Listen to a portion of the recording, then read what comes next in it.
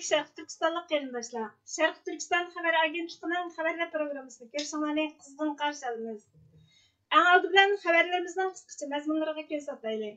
Şərq Türkistan sürgündə hökuməti Taylanddan nəzərband qılınan Uyğurlarga panohlik berishni talab qildi. Şərq Türkistan sürgündə hökumətinin Tashqi ishlar ministri Salih Xudayar əpəndi Şərq Türkistan mustamlika, ishg'ol va irqiy qirg'inchilikning azobini tortyapti dedi. Şərq Türkistan sürgündə hökumətinin Cumhur raisi doktor Məmtimin Əla əpəndi G'arb davlatlarida fuqarolar huquqi buzg'unchilik uchrash oldida dedi. Tunda tafsili mazmunlarni diqqatingizga sunamiz. Bangkok pochtasi xabar tori 13 mart kuni Taylandda tutib turilayotgan Uyg'urlarning ahvoli va ularning panohlanishga ehtiyojli ekanligini xabar qilgan bo'lib, aytilishicha, Tayland soqchisi 10 yil ilgari 350 nafar Uyg'urni Tayland-Malayziya chegarasida Malayziyaga qonunsiz o'tib panohlik tilamoqchi bo'lgan deb tutqun qilgan. Bu ahvol dunyo miqyosida qiziq nuqtaga aylangandan keyin Uyg'urlar o'xshash bo'lmagan manzillarga tarqatib etilgan. Prayat hukumati Beyjingning talabi bo'yicha ularning ichidagi 109 nafarini Xitoyga topshirib bergan. Asosligi ayollar va bolalardan tarkib topgan 172 nafari majburiy yurt makonlariga avatilish xavfidan qutulib qolgan. 100 nafardan ortiqi Malayziya va Turkiyaga avatilib, yangidan hayotini boshlagan. Qolib qolgan 48 nafari Tayland turmalarida qamalib, turli kasalliklarga giriftor bo'lgan. 2019-yili Bangkokdagi ko'chmanlar markazida 49 yoshli Aziz Abdullah ismli bir Uyg'ur vafot bo'lgan. 2 oy o'tgandan keyin 40 yoshli Muhammad To'xti Muhammad Tursun Bangkok doktorxonasida vafot bo'lgan. 10 yil bo'yicha bir necha yil qamalgan joydan qochib Malayziyaga sig'ilgan. Malayziyaning sobiq bosh ministri Mahathir Mohamad 2018-yili Xitoyning talabiga parvo qilmay 11 nafar sig'ilmachini qo'yib o'tib Turkiyaga yo'lga solgan. Shuning bilan Taylandda tutib turilayotganlar uchun qochib Malayziyaga sig'inish birdan-bir qutulish yo'li bo'lib qolgan. Bu yerdagi masala qachongacha tutib turiladi va Tayland hukumati bundan keyin nima qilmoqchi degandan iborat bo'lib, o'tgan 10 yilda insoniy yordam berish guruhlari ularga yordam qilishga uringan bo'lsa-mu, yordamning rad qilinganligiga doir xabarlar tarqalgan. Xitoy bu 10 yil jarayonida ularni kontrol ostida tutish uchun qarorlik turda katiboshlarni avatib turgan. 10 yil bo'yicha qonunsiz ko'chmanlarni nazarband ostida tutish axloqqa uyg'un emas. Hökumət Xalqara İnsan Haqları Kengişinin Uyğurlarni ziyorat qilishiga yo'l qo'yishi va ularning boshqa davlatlardan panohlik tilishiga, boshqa davlatlarning himoyasiga erishishiga yo'l qo'yishi kerak. Taylandning 2022-yillik zulm va majburiy g'oyib qilib etishning oldini olish bostirish qonunining ro'yiga asosan Tayland hukumati hayoti xavf ichida qolganlarni o'z davlatiga qaytarib o'tolmaydi ekan. Şərq Türkistan sürgündə hökuməti ictimai axbarat vəsiqəsi X-də biz Tayland baş ministri Siratta Savisinin dərhal hərəkətə kelib, Taylandda 10 yılğa yaxın vaqtdan beri nəzərbandda turuyotgan 40dan artıq Uyğurga panohlik berishini və üçüncü bir dövlətə bexatar o'tib ketishiga kafolatlik qilishini talab qilamiz. İnsoniy qadr-qimmat və adolat saqlab turolmaydi. Dunyo buni kuzatyapti dedi. Amerika Tashqi ishlar ministri Antony Blinken 12 mart kuni bayonot e'lon qilib, dunyodagi musulmonlarning Ramazon oyini tabriklaganda, bu yilgi Ramazonning Sharq Turkistondagi Uyg'urlar, Burma va Bangladeshdagi Rohingyalar, shundaqla G'azadagi falastinliklarni o'z ichiga olgan ko'plagan musulmon rayonlarida to'qinish yuz berayotgan, musulmonlar azob chekayotgan vaqtga to'g'ri kelganligini ta'kidlagan. Bundan bearam bo'lgan Xitoy Amerikani kishilik huquq masalasida qo'sh o'lcham qo'llanyapti deb jo'ylagan. Xitoy Tashqi ishlar ministrligining 13 mart kunidagi Twitter yo'llanmasidan qaraganda, Xitoy Tashqi ishlar ministrligining bayonotchisi Wang Wenbing 13 mart kuni muxbirlarni kutib olish yig'inida urush bo'layotgan yer G'azza. Xinjiangdagi musulmonlar emas, G'azzadagi millionlagan musulmonlar ochliq azobini tortyapti. Chegaradan qo'g'inayapti. O'lyapti deyish orqali o'zi qo'sh o'lcham qo'llanib jinoyatini yoshirishga tirishgan.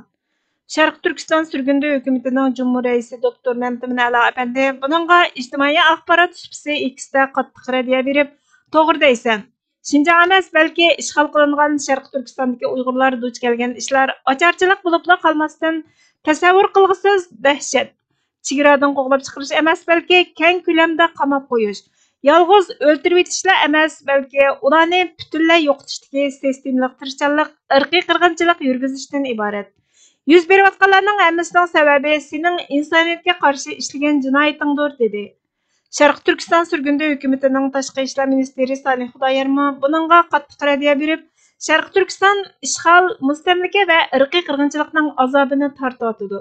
Sharq Turkistondagi millionlagan musulmonlar qalaymagan tutqun qilish, tug'mas qilib etish, hamilisini tushirib etish, och qo'yish, organ yig'ib olish, qatliam qilish, o'lim jazosi yurgizish qatorliq vahshiyliklarga uchramoqda, dedi. Isroiliya Falastin urushining portlashi Xitoy uchun ezilgan mazlumlarning yo'liga bo'lgandek qiyofatga kirib olib, Sharq Turkistonda yurgizayotgan irqiy qirg'inchilik jinoyatini inkor qilish fursati yaratgan. Xitoy har fursatda Falastin Isroiliya masalasini ko'zir qilib, o'zini adolatparvar zolimga qarshi turib, mag'durlarning beshini silaydigan qilib dunyoga tunutgan. Hatto 22 fevral kuni Gollandiyada ochilgan Xalqaro adolat sotining Falastin masalasi haqidagi yig'inida Xitoy Tashqi ishlar ministrligi Xalqaro kelishim va qonun mahkamasining boshlig'i Ma Shinming mustamlikachi va chet el hukmronligidan qutulish uchun qurolli kurash qilishning qonunliqligini aytgan. Bu fursatda Sharq Turkiston surgundi hukumati va uning mas'ullari Sharq Turkiston xalqining Xitoy tajovuzchilarining ishg'oliyati, zulmidan qutulish uchun qurolli kurash qilishi kerakligini Xitoyning va xalqaro jamiyatning samiga solgan edi. Hindiston vaqti xabar torining 14 mart kunidagi xabarda aytilishicha, Kanadaning C-60 nomerli qonun loyihasi irqiy qirg'inchilikni tashviq qilganlarga muddatsiz qamoq jazosi berishni bekitganlik uchun chekidan oshganlik deb tanqid qilingan. Ifoda erkinligining qo'g'dilishi va nafratni tashviq qilishning jazosiga munosabatli andishlar davomlashmoqda ekan.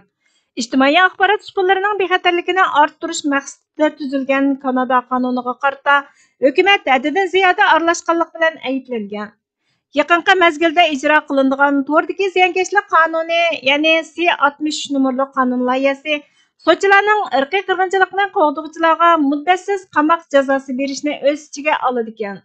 Fox xabarlarining bildirishicha, Wall ko'chasi jurnalining muxbiri Mashal Tobuni o'z ichiga olgan tanqidchilar viloyat sotchilariga gumondorning jinoyat ishlashiga bo'lgan ishonchiga tayanib o'yga nazarband qilish va jarimani qo'yish huquqini qonun bergan bir bo'limni bu tavsiya bilan selishtirgan.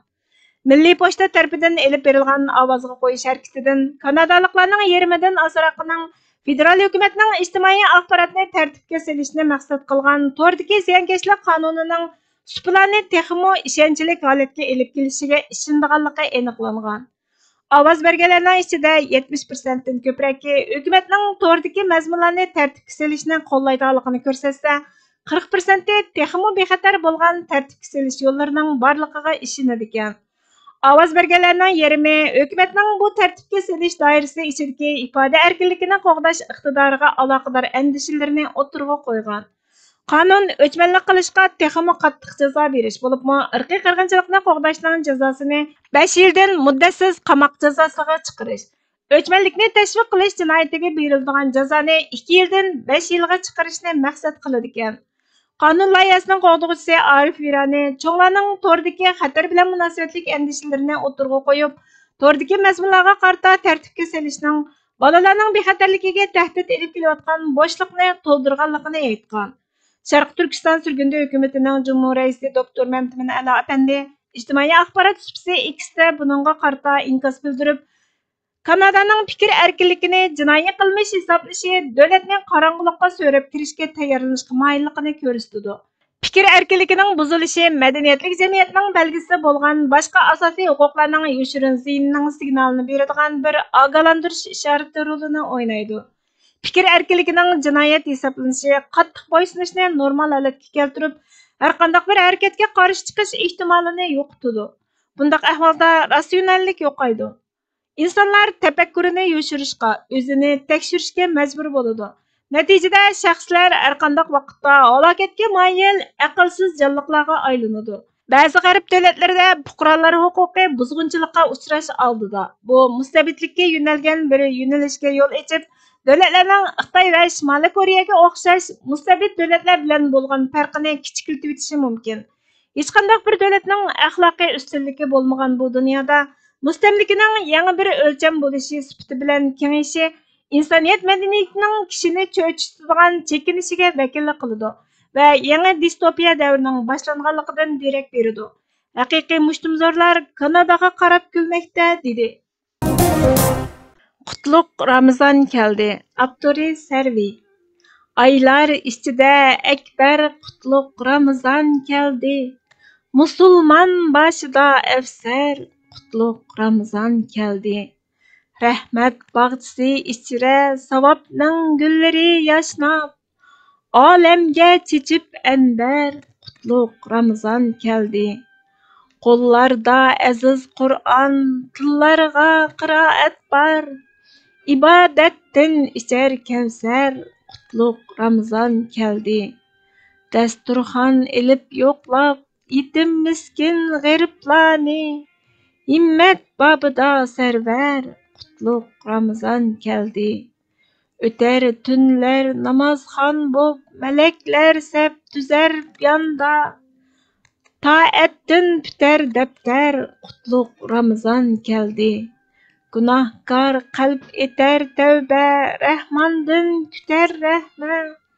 Musulmon diliga axtar, qutlug' Ramazon keldi. Janobi Haq kalomidin, Rasul Akram hayotidin, musulmonlar yig'ar javhar, qutlug' Ramazon keldi. Güzel sifatni yor qilg'ach, Xudogo'y diliga har dam, hadislardan chechib shakar, qutlug' Ramazon keldi. Dillarda etib jari, shukr hamdu qanoatni, saodatdan taqab gavhar, qutlug' Ramazon keldi. Abu Rahmat savob barkat, hayo axloq nuri birla, chechib dillarga oltin zar, qutlug' Ramazon keldi. Chidam birla tushar jangga, o'zin nafsin bilan taqvo, sabrning babida safdar, qutlug' Ramazon keldi. Qiyomda bosh egib haqqa, qo'lini bog'lasa mo'min, utuqdir deb go'zal paykar, qutlug' Ramazon keldi. Sadafning sathiga mukkan, durdona kabi pinhon, qadr kechisi anvar, qutlug' Ramazon keldi. Bizga vaqt ayirganinglar uchun ko'pdan ko'p rahmat. Kelar qitimqi programmamizda ko'rishguncha Allohga omonat bo'lgaysizlar.